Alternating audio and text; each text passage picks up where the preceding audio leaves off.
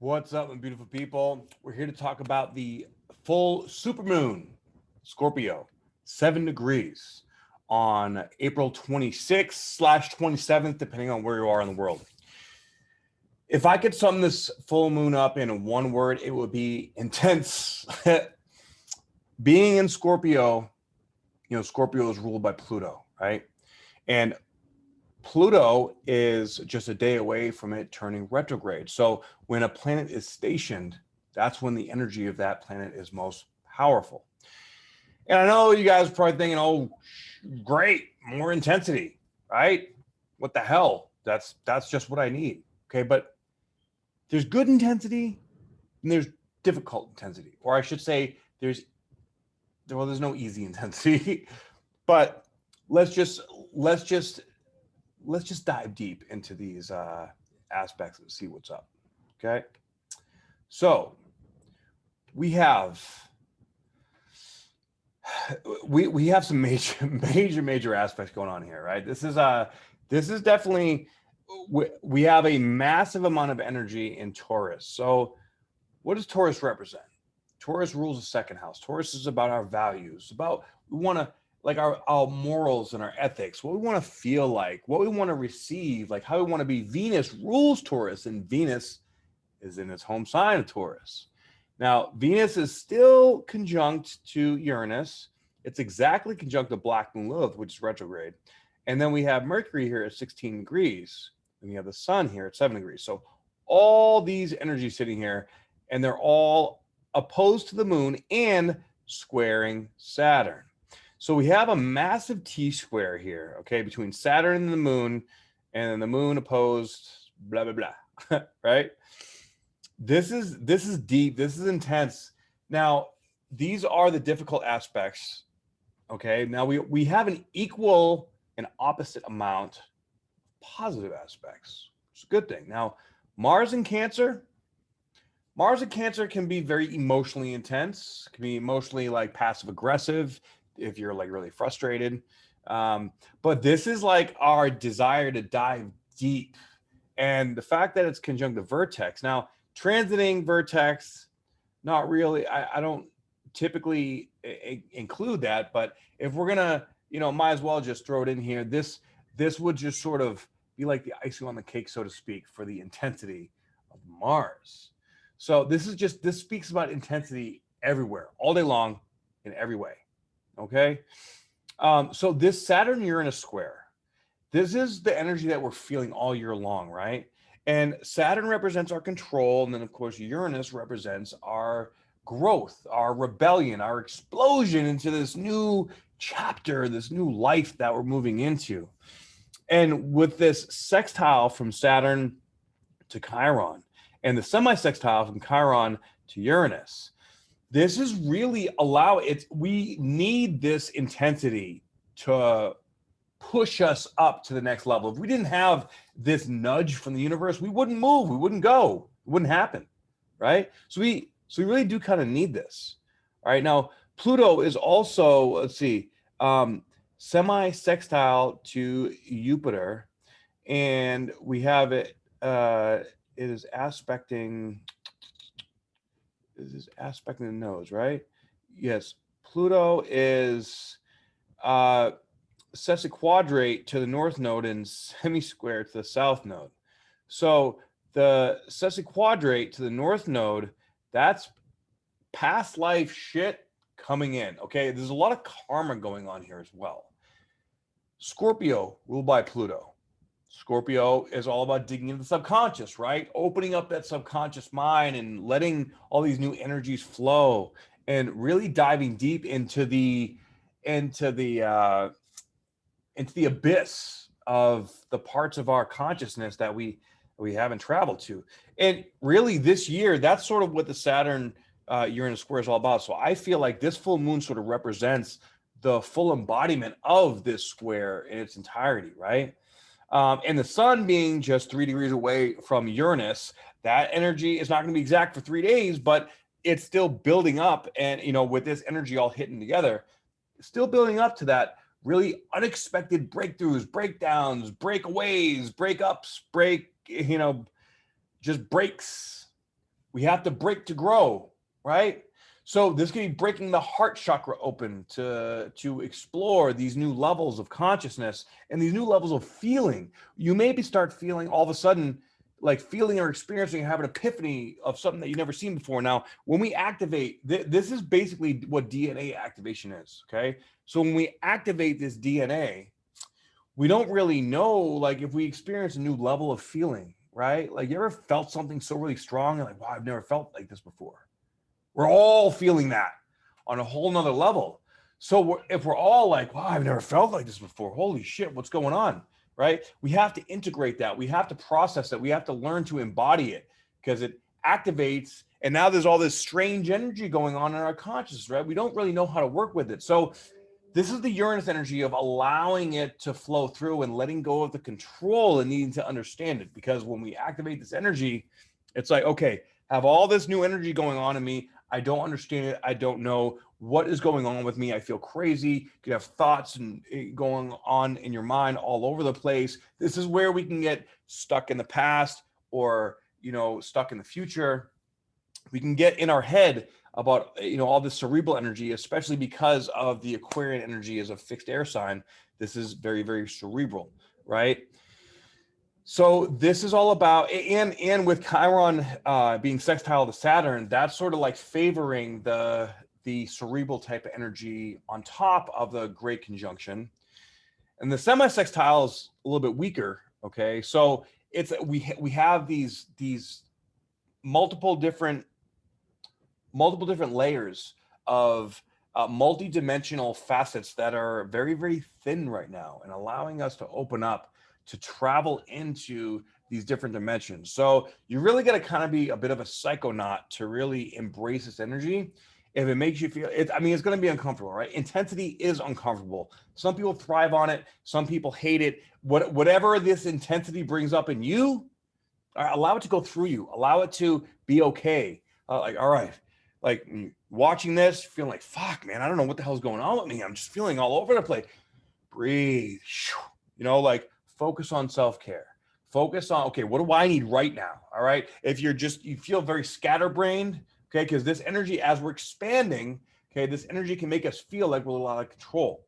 All right. Now, especially with the Black Moon Lilith conjunct to Venus, which is right near Uranus. Now, Black Moon Lilith has been going back and forth around Uranus for the last year and a half. All right. So shakeups, breakups, crazy twin flames coming together, soulmates, blah, blah, blah.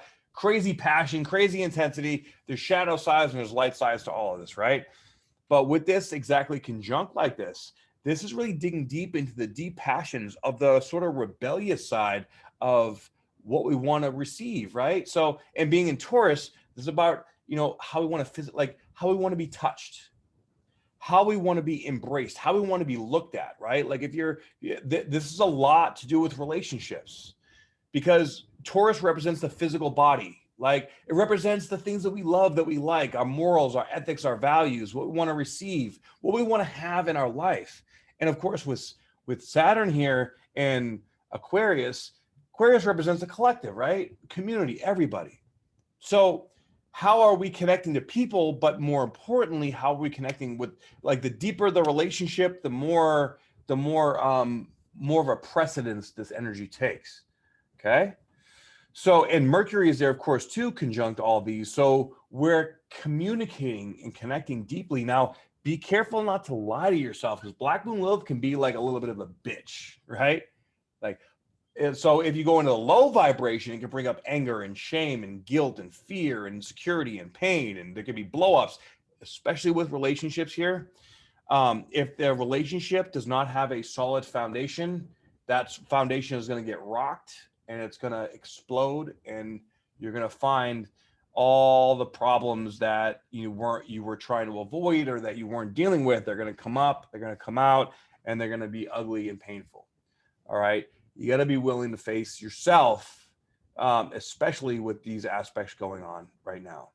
So real quick, I would like to show you guys the inside degrees. So now the numerology of this full moon, it's a little tough. I'm just going to be honest. All right. But This is a time to go within and to be honest with ourselves, right?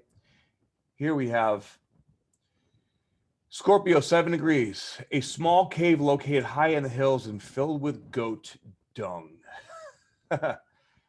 Tumultuous changes, hanging on to previous identities, ego fragments, and the shrapnel of personal illusion.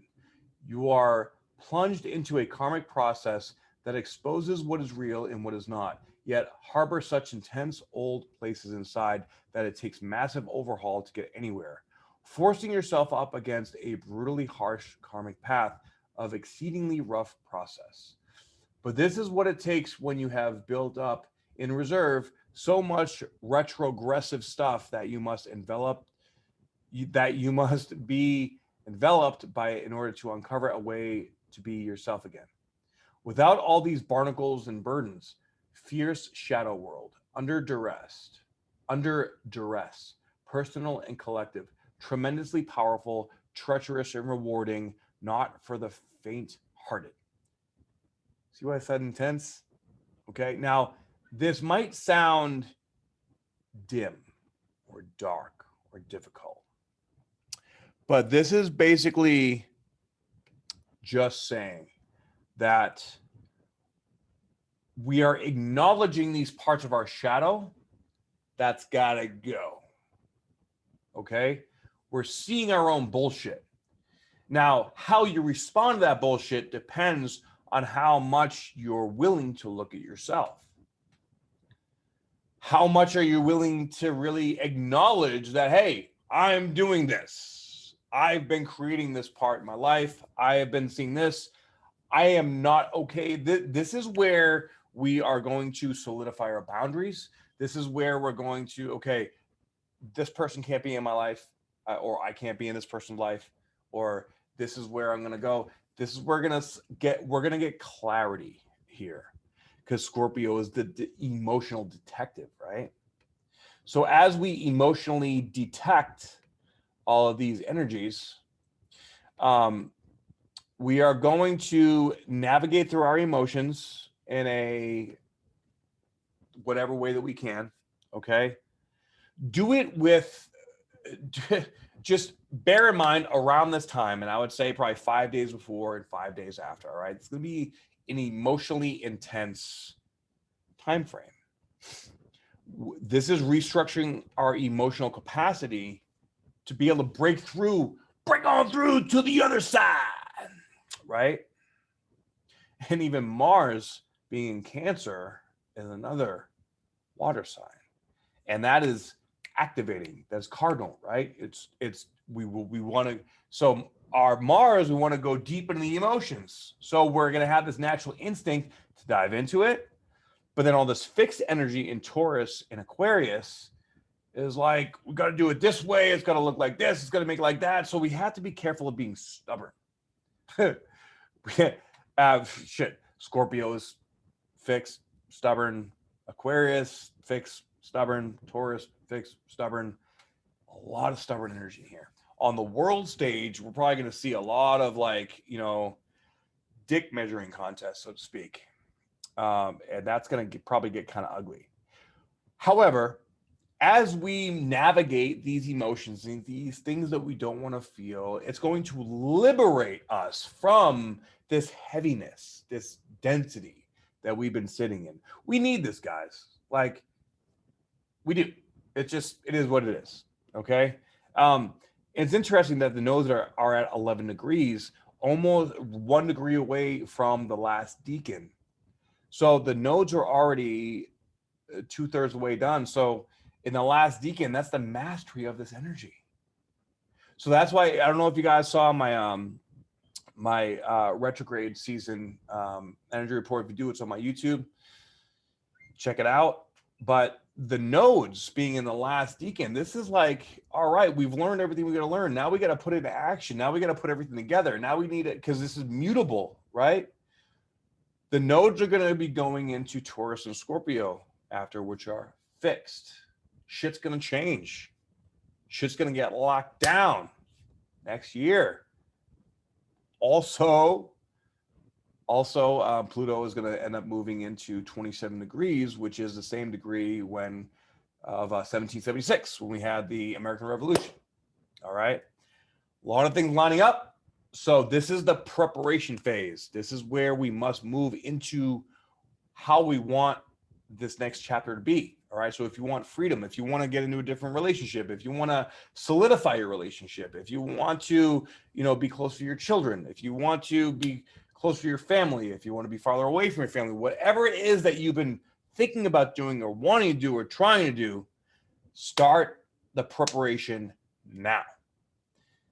And this full moon is going to bring up all the things, all the awareness, all the understanding about what we're going to do, how we're going to do it, why we're going to do it. And it's up to you if you want to be honest with yourself. Like, because, dude, the truth hurts sometimes, right? The truth hurts, but it will set you free. So if you are being triggered, if you are, feeling some kind of way, right? Even watching this, if it's hitting you like, ooh, yeah, no, fuck, right? However it's hitting you, take it in. And be honest with yourself. Because honestly, this is you versus you, right? This is for our highest and best good. I know my approach to this is it's very masculine. It's a very charge ahead kind of energy. And if you don't resonate with my energy, cool, no biggie. But bottom line is, whatever it is that you're doing, do the work within yourself. However the message gets through to you, I want you guys to know that, this is for our highest and best good. We have to face our triggers. We have to feel our shit. We have to move through it. Okay? So this is going to be an intense full moon. It's going to be a breakthrough moment. Beautiful miracles can happen here. Okay, we have a lot of aspects going on to the nodes. We have Chiron, that is sextile the north node, trine the south node. We have Saturn, that is sextile the south node, trine the north node. We have, we have Pluto, which has some difficult aspects, but Pluto with difficult aspects of the nodes is past life lessons, purging this shit through. Some of my sextiles is a little bit of tension. And just, borrow through it. We got to borrow through it. All right. So these sets of quadrates in these squares, we've got to let go of control to receive the love and the life that we want. Okay. And it's all within us. We have it all right here. We're just going to open up the heart and not be afraid to share it. Just be you. Be the beautiful disaster that you are, because we're all beautiful disasters, right? I know I am. On that note, thank you guys for tuning in. Thank you guys for liking, for sharing, for subscribing. I appreciate you guys so very much. If you like this video, please send it to your friends. And if you would like a reading from me, please go to my website, spiritualbodybuilder.com. If you join my opportunity community, you get 30% off of all my services. All right. I love y'all very much. Have a beautiful Scorpio full moon.